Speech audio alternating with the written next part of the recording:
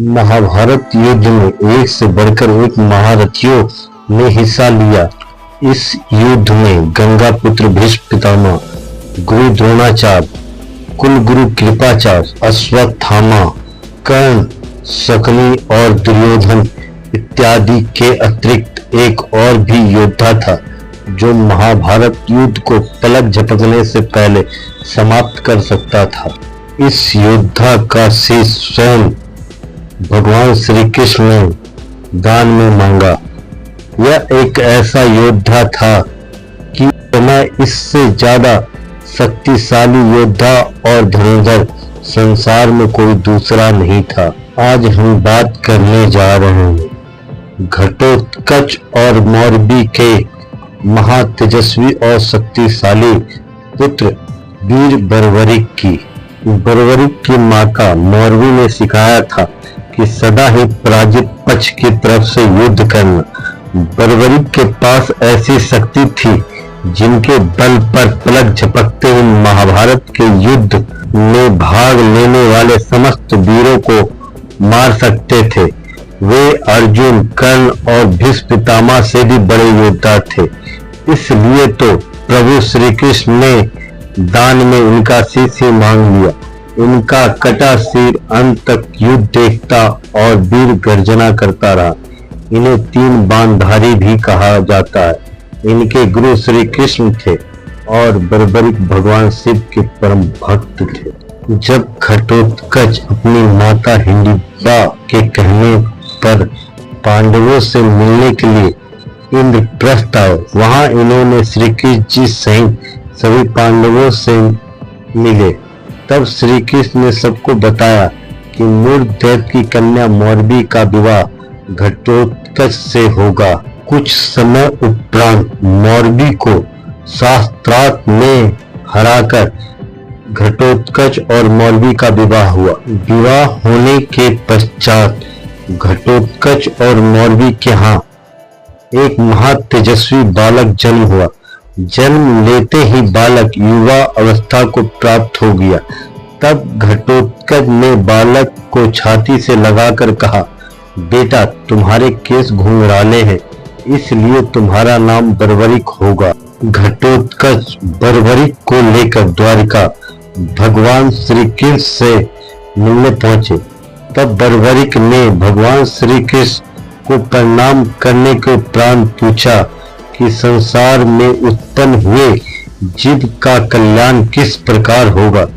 तब श्री कृष्ण ने बर्बरिक से कहा, पहले तुम बल प्राप्त करने के लिए देवियों की आराधना करो और तुम्हारा हृदय बहुत ही सुंदर है, इसलिए आज से तुम्हारा नाम सुहृदय भी होगा। तब बर्बरिक ने महिसागर संगम तीर्थ में जाकर 9 दुर्गाओं की आराधना की। 3 वर्षों तक बर्बरिक ने देवी की घोर साधना किया।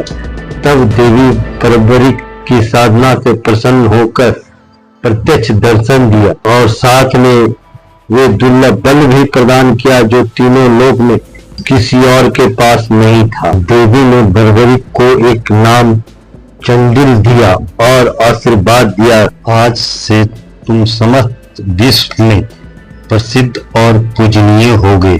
जब सभी पांडव अनेक राजाओं के साथ उपलब्ध नामक स्थान पर युद्ध के लिए एकत्रित हुए, तब धर्मराज युधिष्ठिर भगवान श्री कृष्ण से पूछते हैं, प्रभु भीष्म पितामह से रथियों और अधिरथियों का वर्णन सुनकर दुर्योधन ने अपने पक्ष के महारथियों से पूछा था, कौन कितने दिनों में इस युद्ध को समाप्त कर सकता है। यही प्रश्न मैं आपसे पूछता हूँ। धर्मराज युधिष्ठिर के इस प्रश्न को सुनकर अर्जुन कहता है, मैं एक दिन में ही सेना सहित समस्त गौरवों का नाश कर सकता हूँ। यह सुनकर बर्बरिक हंसते हुए कहता है कि मैं एक क्षण में संपूर्ण सेना सहित गौरवों का नाश कर दूंगा। इस पर भगवान श्री कृष्ण बर्बरिक से कहते हैं, बस जिसमें भीष्म, द्रोण, कृप, अश्वत्थामा, कर्ण और दुर्योधन आदि महारथी के द्वारा सुरक्षित गौरव सेना है, जिस पर स्वयं भगवान शिव को विजय पाना कठिन है, उसे तुम क्षण भर में कैसे समाप्त कर सकते हो।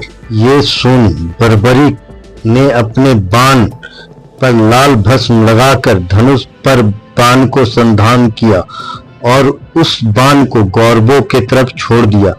उस बाण के मुख से जो लाल भस्म उड़ा वह गौरव सेना में आई योद्धाओं के मर्म स्थलों पर जा गिरा।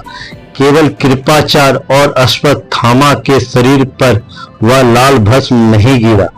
फिर बर्बरीक ने कहा, आप लोगों ने देखा कैसे मैंने मरने वाले के मर्म स्थान का निरीक्षण किया। अब मैं अपने दूसरे बाण से इन योद्धाओं को क्षण भर में मृत्यु को प्राप्त करा सकता हूं। फिर बर्बरीक प्रभु श्री कृष्ण और पांडवों से कहते हैं कि आप लोग शस्त्र धारण ना करें, मैं इन योद्धाओं को क्षण भर में ही समाप्त कर दूंगा।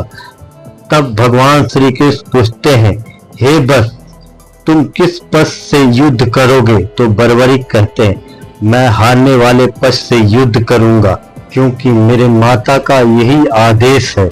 मैं अपने माता के आदेश का पालन करूंगा। बर्बरीक के ऐसा कहते ही प्रभु श्री कृष्ण कुपित होकर बर्बरीक का शीश सुदर्शन चक्र से काट देते हैं। यह देख सब भगवान श्री कृष्ण के तरफ देखने लगते हैं। तभी वहां मां चंडिका आ जाती है और सभी से कहती है कि श्री कृष्ण ने बर्बरीक का वध किस कारण किया है, यह मैं बतलाती हूँ। पूर्व काल में दुखी होकर पृथ्वी देवताओं के पास गई और बोली, आप लोग मेरा भार उतारो, मैं राक्षसों के पाप के कारण दबी जा रही हूँ। तब भगवान विष्णु और ब्रह्मा जी ने तथास्तु कहा।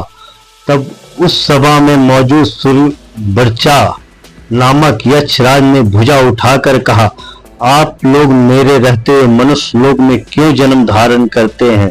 मैं अकेला ही मनुष्य लोक में सारे राक्षसों का संहार कर दूंगा।